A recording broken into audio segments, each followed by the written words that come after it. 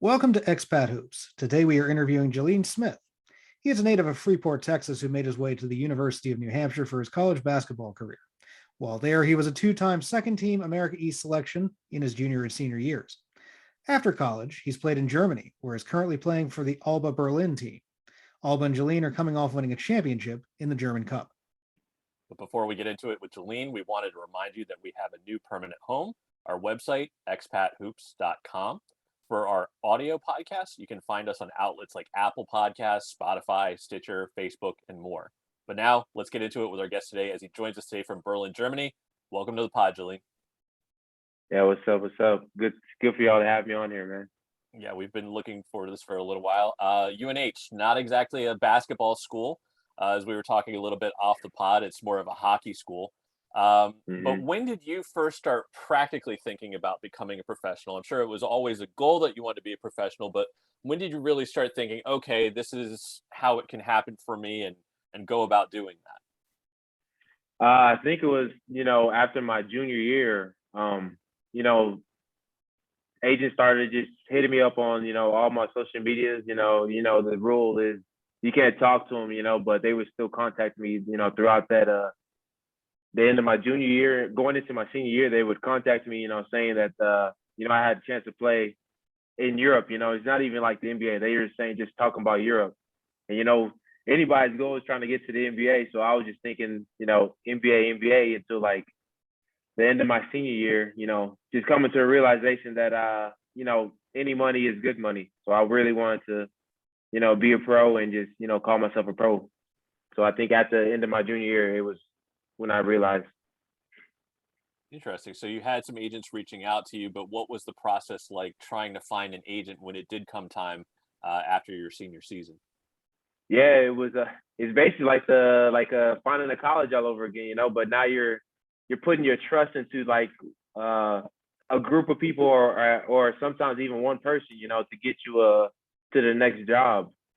And you're talking to all these agents, they're telling you all this good stuff and you don't know who to trust, and I feel like you need like somebody that's been through the process before, because, I had my wife, just helping me, just she would listen to my conversations and stuff like that, just to help me, like, what do you think? Like, does it sound good? And, everybody sounds good, but you gotta really hear like who's like really for you and not just trying to make a quick money grab. And so, I just say it's just really another big recruiting process for just being a pro. Interesting question here. Still with your first agent? No, actually, I switched after my 2 years in Heidelberg in the second league in Germany. Then I moved to Ludwigsburg. So maybe halfway through the first year in Ludwigsburg, I switched agents. That's something that comes up pretty consistently on the pod. Yeah. So that's one of the reasons why I asked it. It wasn't part of our prep or anything like that. It was just like, wait a minute, let's ask that question. So yeah, no, for sure. No, that's a good I'll let question. Tony get you into your transition when you actually were finding your first job, but that was what I wanted to ask first. Okay. So the entire duration of your professional career thus far has been in Germany, correct?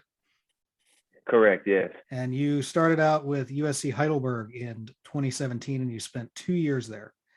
At that time, the team was in what is known as Pro A. That's the second tier of professional basketball in Germany. A little bit different than how American pro sports work. We don't have promotion relegation. First of all, tell us how you started out in Heidelberg, what that experience was like in the Pro A second tier league below the German Premier League, which is known as the Bundesliga. And then tell us a little bit about the tiers of the clubs and how you feel like there's differences between them. Yeah, so the league I was in, the second league, is almost kind of like you're starting over in college almost. And the second league's not bad. There's always like good players, but it's nothing like the first league in Germany or any first league in Europe. So the second league, basically starting over in college. My first initial year in Heidelberg, I really struggled. Coming from New Hampshire, just going from a guy that played like major minutes, being like the guy on the team, and then you go into a new situation, new country, new team, new people, just everything's new, and you're just trying to find your way. And then I think that first year, like maybe 3/4 of the way of the season, like I really struggled just trying to adapt to just my situation. And maybe towards the end of that first year, I played a little bit better, but it wasn't like up to what I thought. And gratefully they offered me a second year, right after the season, and I ended up signing back that second year. And in Germany, I know for sure it's like it's so many leagues in Germany I can't even describe, but really like maybe the lowest professional one maybe is the fourth or third. I would say third league, the Pro B. So it's a little bit under Pro A. So you have your professionals, but it's not like guys are not like really like professionals. Sometimes guys might have a side job just to put food on the table, and most of those guys are like older Germans, that already played like at the highest level in Germany that they can, and they're just trying to just play bad, just ride out their careers until the wheels fall off, basically. A little bit better than their YMCA leagues here, though. Yeah, a little bit. They get some money, just not quite what they need to have that be their only job. Exactly. Yeah, I want to ask too. It's relatively on the rare side for any of our guests, especially someone who plays even in a second tier league in Germany, to get a second year on their first contract. I feel like that's not something we run into a lot. You said, you were fortunate to get that second year, but you did say at the start of the question that you didn't feel like you played quite like you wanted to. You weren't the guy, things like that. What do you think contributed to them offering you a second year? I think it's just they just saw my development throughout the year, and just being the person that I am, just being a good person. Like a lot of teams, like you never really know about it, but they really look for like good quality players, well, good high character players, I should say. And I'm just a really high character guy. Like they know I won't be no cancer in the locker room or anything. Even when I was playing bad, I could have been like, yo, pass me like the effing ball, and just be on a rant and stuff like that. But I just kept my head down and just kept grinding, and just being happy as it could be with my teammates. And I think that contributed to them offering me that second contract. And so what was that second year like in comparison to the first? Yeah, it was a lot better. Like coming back to Heidelberg, it was like the same situation, but I knew what I was getting into. I knew the city, the system, the play, even the players. Just coming back to that, it just felt like really comfortable for me. And I think just coming back to that, it really helped me, especially having a lot of vets coming back that second year for me. They really helped me and guided me through that whole year, really, just helping me be a better pro player and just even a better, just cerebral basketball player. One of the things that I remember reading some of the interviews that you've done kind of discussed, it actually probably was more about your next stop and how you were with an American coach. But if you could kind of talk about how, like, I think the three coaches I believe that you've had, one was, I think it was Serbian, if I'm not mistaken. Then you went to an American coach with an American coaching staff entirely. And now you're with the Spanish coach. So if you could kind of comment a little bit, now you're kind of used to it with the Spanish coach, I'm sure. But how was it like adapting in your first stint with a coach that didn't speak the language, and you're like you said, you're trying to figure out all this stuff. So what was that process like for you? Yeah, so I could go for starting my first year with the Serbian coach.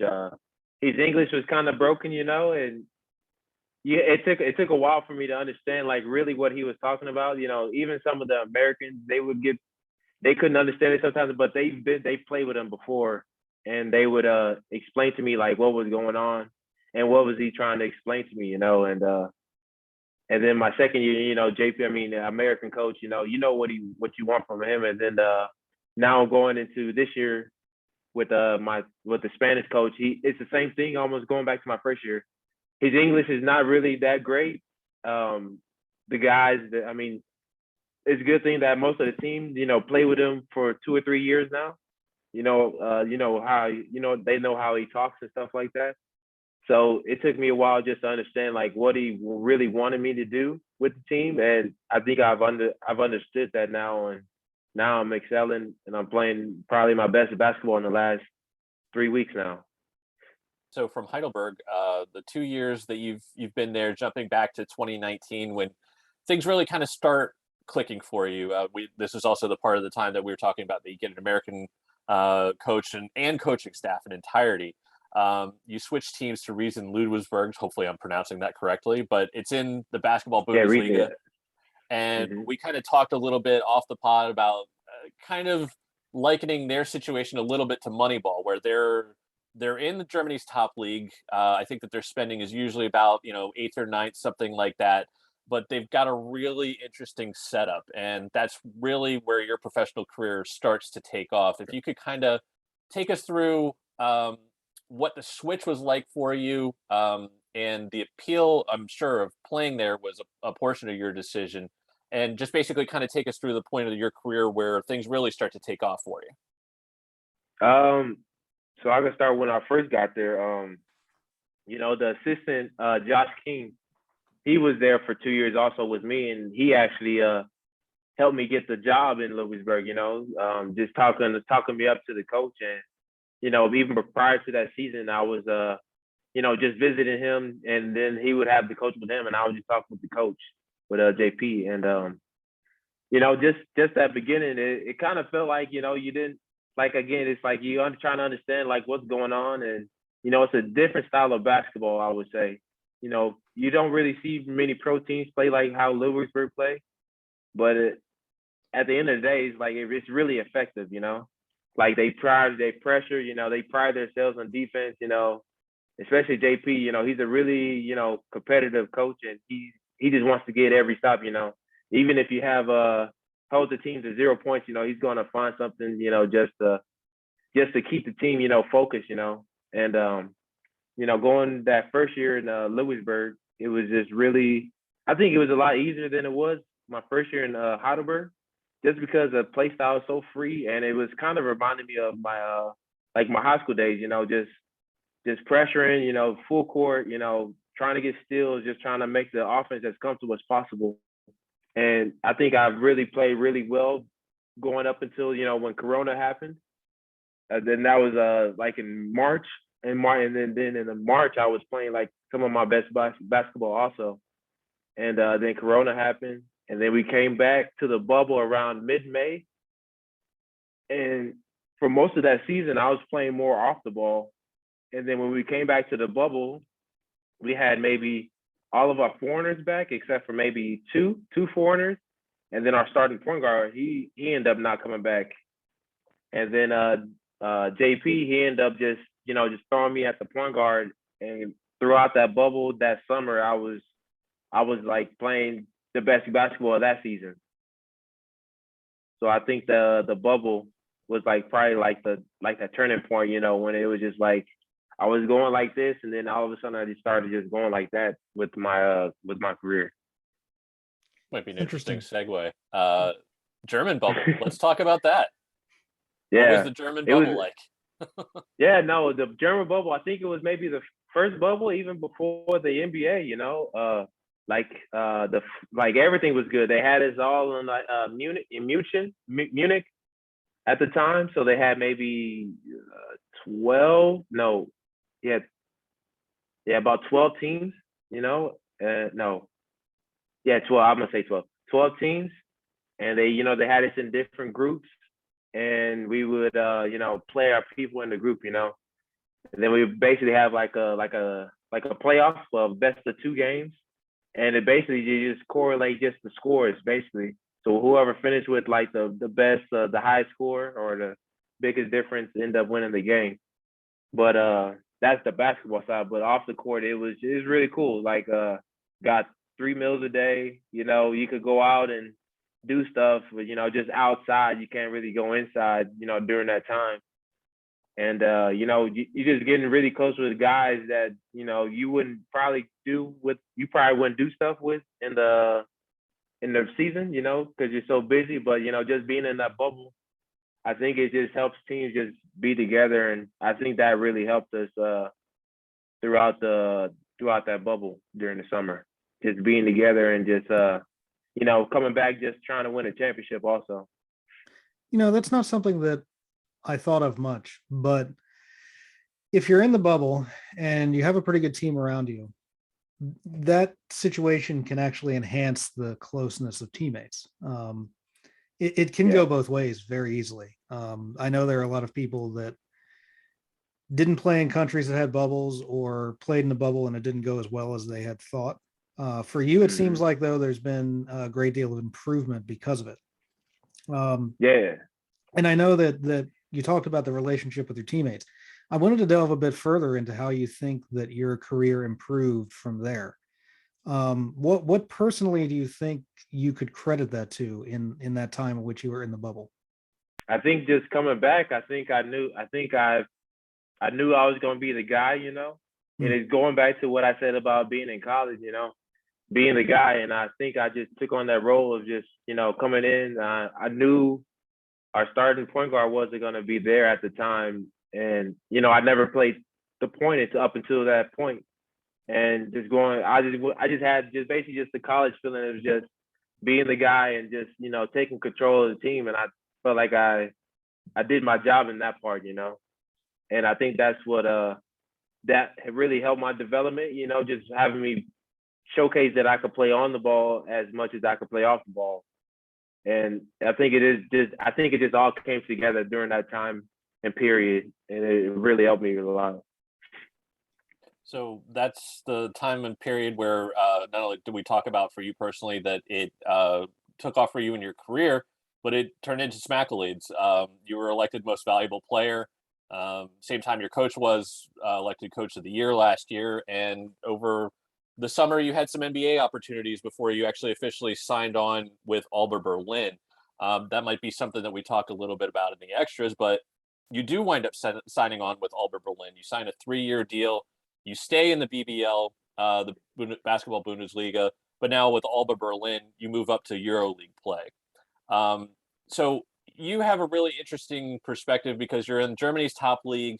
Your previous team played in the Basketball Champions League, and now you're in EuroLeague. If you could kind of take our listeners through what the difference is between the two, between the EuroLeague and Basketball Champions League. Yeah, I'd never played Champions League, but I've seen the competition that they have. But the EuroLeague, they always get maybe borderline NBA players that probably didn't stick in the NBA, and they usually come over. Some of them even come over to Europe, be stars. But most of them just come over here, just trying to make some money. And with the Champions League, it's just still guys that are still trying to prove themselves and trying to climb the ranks. And the teams they're on are really good teams, and some of the teams even had history, back when. But I think the Champions League is for guys that are still trying to move up in the Europe chain, and I think EuroLeague is it's kind of like the NBA over here, and if you're up here, then you're set for probably the next 7 or 8 years. You could go to any team in Europe after that. Yeah, and you've signed a 3-year deal with ALBA Berlin, so that's also something that's, I don't want to say is it's not. I guess it is. It's not common to get multi-year deals usually in Europe. So that's definitely something of very big significance for you in your career. Like you said, it also probably sets you up for the next 7 to 8 years or so. So that's really interesting too. So going to ALBA Berlin, it's a bump up in Bundesliga itself. You're also going now into EuroLeague, which is a pretty big deal.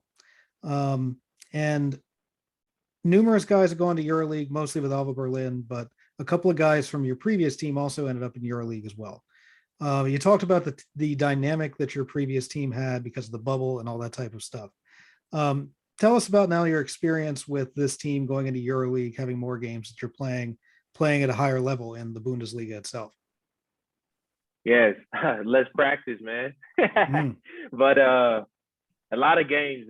We even have some weeks where we have 3 games a week, and I'm so used to just playing 1 game a week and just having the whole week of practice, and you never know how your body feels after a maybe 3 games a week, is like, I feel like I'm an old man sometimes after those games, because it's so much travel, and sometimes you might not even see your family for that whole week. So it's like really like mentally and physically, draining.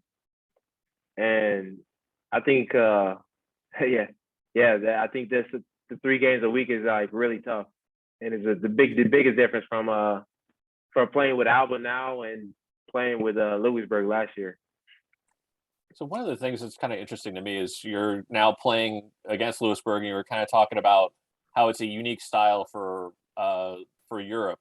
What's it like now playing against them? I know you have the familiarity with them and what they're trying to do, but what's that experience like trying to play against them now?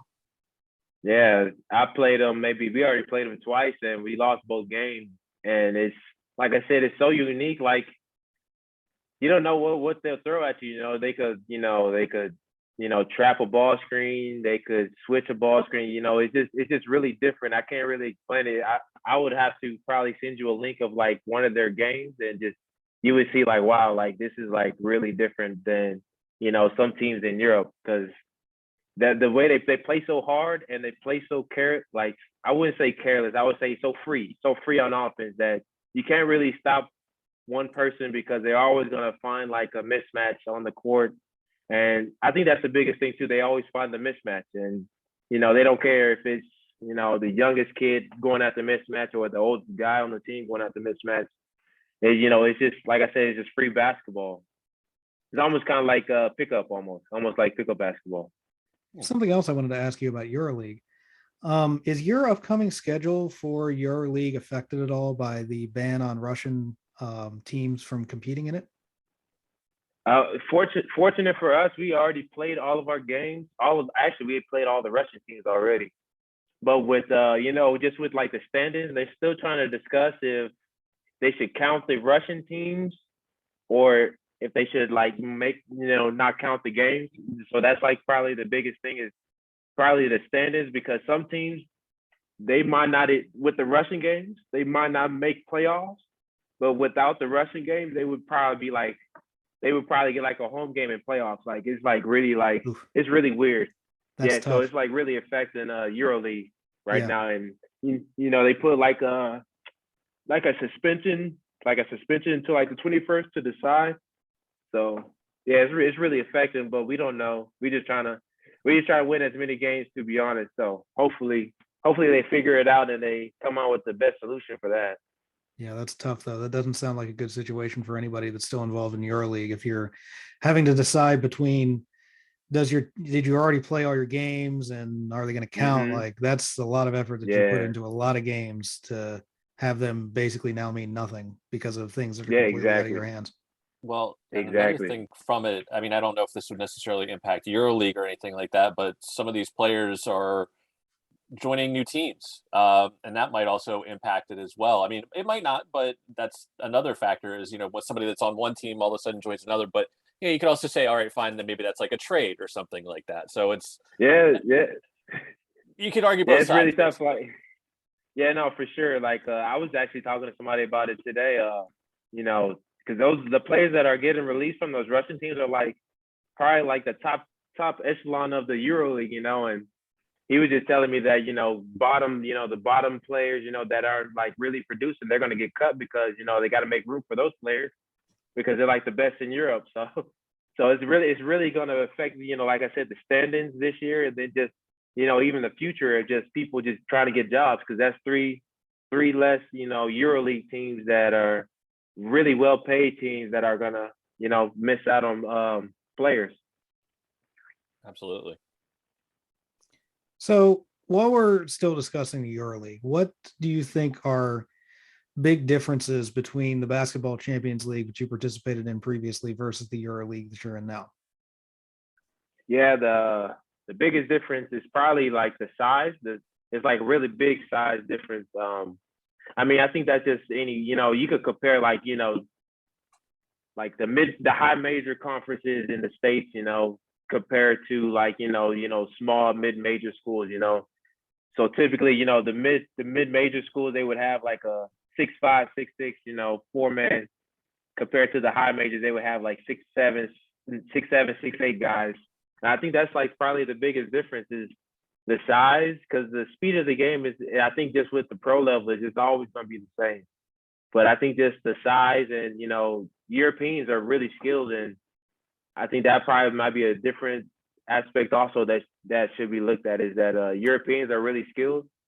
And, most of the EuroLeague is made up of just Europeans. You probably have a sprinkle of Americans, but just, Europe is, the EuroLeague is just really, it just got to be really skilled and really cerebral instead of, the NBA, like it's more athletic, more dunks, more threes, So you've now played your entire career in Germany, different levels and everything like that, but going to off the court, it's got to be nice to have a certain level of familiarity with the country now. Your first couple stops were in southwestern Germany, and now you're in Berlin. What's it been like for you off the court in all your stops in Germany so far?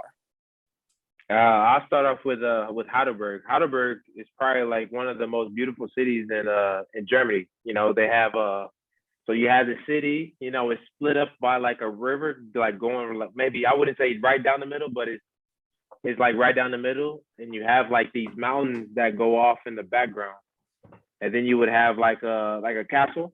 So you would have a castle just sitting on the mountain, and from the castle you could just see like the whole landscape of the city. So it's like it's really beautiful. And it's not really a big town, maybe 200. I think they said 200,000 people in the city. So it's not that big in Germany. And then going to Ludwigsburg, I think it might be a little bit less than Heidelberg, but they have like this big palace, garden, people walking through. They even have like a pumpkin fest there, during October. In Lewisburg, it wasn't really much to do other than go to the garden, really. But you had like maybe a bigger city called Stuttgart, maybe 30 minutes away, and that's where you could get all the food. They even had like a army base there where you could get American stuff. They even had like different American stores in Stuttgart. You could just get American food, so that was really good. And then Berlin is the capital of Germany, and they have everything, they have different cultures here. Like the place I'm at is like maybe it's probably the busiest that I've seen Berlin, just going outside, you could take the train, like the transportation here, you really don't even need a car because you have like those little mopeds, the scooters, they got bikes, man. It's like why do they even give us a car? Because everything you have is like within the city. And it's like super nice. Like, yeah, I really love it because everything is just around me, and you don't have to go too far to get stuff unless you want to get some like if you want to try a different restaurant. Because even down where I'm at is you have different restaurants right here too that you could try. So yeah, I would say Berlin is probably my most favorite city right now because it's so much to do. It's just so much to do. One last thing I did want to ask you about off the court stuff. What were some of the challenges that you feel like that you had since you've been in Germany getting used to things? Because I imagine it was harder at the beginning. You kind of got more used to your surroundings, but also the difference that you talked about with Ludwigsburg in comparison to Heidelberg, and then obviously to big city like Berlin. There are a lot of different learning curves in each place. Was it better for you to go to a place like Berlin after a couple of years in Germany under your belt, or did you feel like that you really wanted to hit the ground running with getting into a bigger city as early as you could? I think the first way you said it, I think was a lot better. Like I said, it was that first year in Heidelberg, it really taught me a lot. Just appreciating where I've come from, and just appreciating that I'm actually in Germany. I think I took that first year for granted. I'm thinking like, all right, I'm gonna just go in, kill this second league, because I'm like, what is this second league? Like I'm going in like I was going in so overconfident. Now that I'm looking back, and now I look back to it, I'm like, man, I wish I would have. I mean, I still appreciate my first year, but I wish I would have appreciated it even more. Just trying to, just sort of familiarize myself with the city and just be more open about doing more things, I think. So I really appreciated just the steps that I took just to get to Berlin. Because if I would have started here in Berlin, I think my head probably would have spun off, man. Because it's like I said, it's just so much to do. And if I would have came here my first year, it would have been open for me for sure. ALBA is, especially in comparison to your last squad where, you're talking about middle of the tier in terms of how much they pay. Obviously, the pay at ALBA Berlin is good, but what also can you point to with playing for ALBA Berlin now being in EuroLeague and everything like that, then in terms of facilities, things like that, the treatment that you get, would you say is kind of like, okay, this is a different ball game? Yeah, I think just you have like a individual coach that he would take you and work on different things that you wouldn't normally do. They really take you out of your comfort zone, and that's going back to the contract for 3 years. I think they're probably like one of the few clubs in Europe that would sign players for 3 or 2 years, because they really believe in player development. And just going from doing every day to day practice, you're always working on different things, not just for yourself, but to also benefit the team. So I could give you an example. So today I was working on a couple ball screen reads for our next game, and we're going through these reads, and the coach is telling me just be ready, because these teams it's almost similar. Some teams are similar with each other within the league, and we're looking more towards down the road. It's not really about the now. They're looking more towards playoffs. We're gonna do this different. They want us to be like, I wouldn't say robots, but just to get a better feel for the game.